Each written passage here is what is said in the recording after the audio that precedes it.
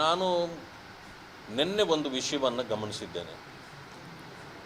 ಮಾನ್ಯ ಮುಖ್ಯಮಂತ್ರಿಗಳಾಗಿದ್ದ ಸಿದ್ದರಾಮಯ್ಯನವರು ರಾಜೀನಾಮೆ ಕೊಡೋದಕ್ಕೆ ಮುಂಚೆ ಒಂದು ಮಾತು ಹೇಳ್ತಾರೆ,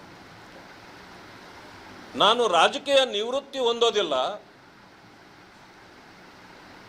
ರಾಜಕೀಯದಲ್ಲಿರ್ತೇನೆ, ಕೋಮುವಾದಿಗಳ ವಿರುದ್ಧ ಹೋರಾಟ ಮಾಡ್ತೀನಿ ಅಂತ. ಕೋಮುವಾದಿಗಳು ಯಾರು? ಕೋಮುವಾದಿಗಳು ನೀವೇ. ಸಿದ್ದರಾಮಯ್ಯನವರೇ ಕೋಮುವಾದಿಗಳು, ಕಾಂಗ್ರೆಸ್ಸೇ ಕೋಮುವಾದಿ ಪಕ್ಷ. ಹೋರಾಟ ಯಾರ ಮೇಲೆ ನಿಮ್ಮದಾಗಾದ್ರೆ?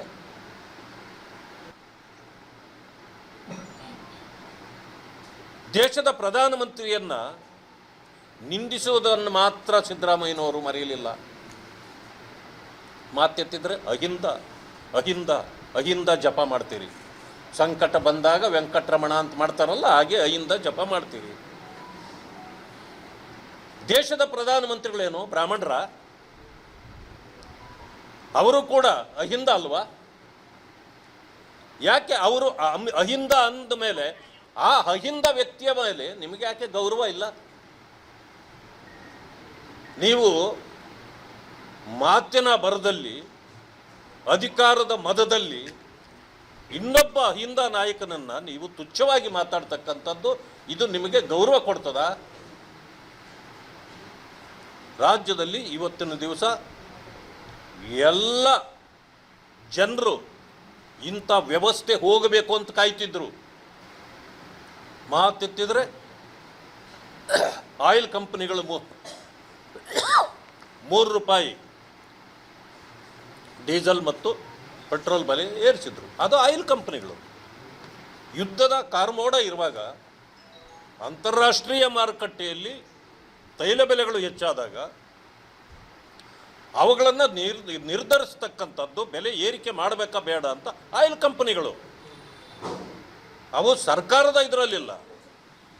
ಜನರ ಮೇಲೆ ಹೊರೆ ಬೀಳಬಾರ್ದು ಅಂತೇಳಿ ಮೋದಿಯವರೇನು ಮಾಡಿದರು, 1 ಲೀಟರ್ ಪೆಟ್ರೋಲ್ ಮತ್ತು ಡೀಸೆಲ್ನ ಮೇಲೆ 10 ರೂಪಾಯಿ ಟ್ಯಾಕ್ಸ್ಗಳನ್ನು ಕಡಿಮೆ ಮಾಡಿಸಿದ್ರು. ಯಾಕೆ?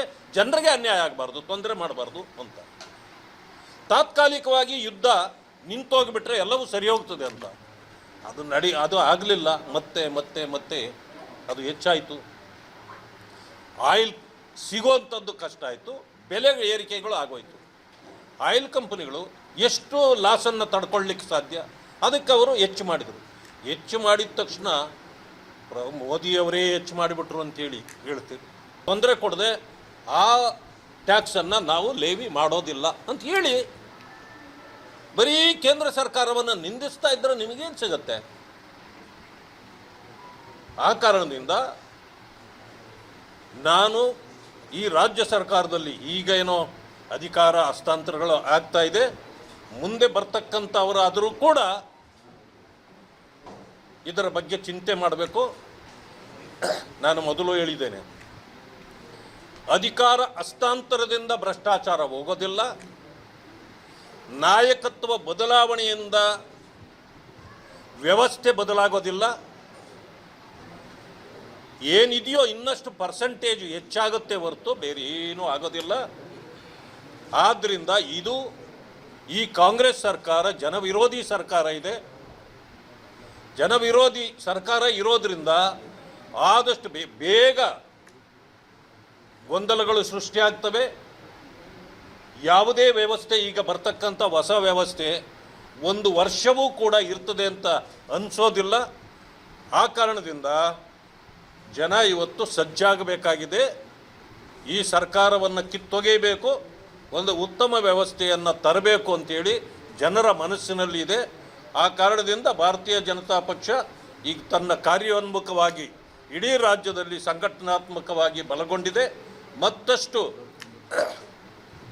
ಸಂಘಟನಾತ್ಮಕವಾಗಿ ನಾವು ಕೆಲಸ ಮಾಡಿ ಮುಂದಿನ ಚುನಾವಣೆಯಲ್ಲಿ ನಮ್ಮ ಸರ್ಕಾರವನ್ನು ಅಧಿಕಾರಕ್ಕೆ ತರುವ ಕೆಲಸವನ್ನು ಭಾರತೀಯ ಜನತಾ ಪಕ್ಷದ ಮುಖಂಡರು ಮತ್ತು ಕಾರ್ಯಕರ್ತರು ಮಾಡಲಿಕ್ಕೆ ಸಜ್ಜಾಗಿದ್ದಾರೆ ಅಂತಕ್ಕಂಥ ಮಾತನ್ನು ಹೇಳ್ತೇನೆ. ಮತ್ತು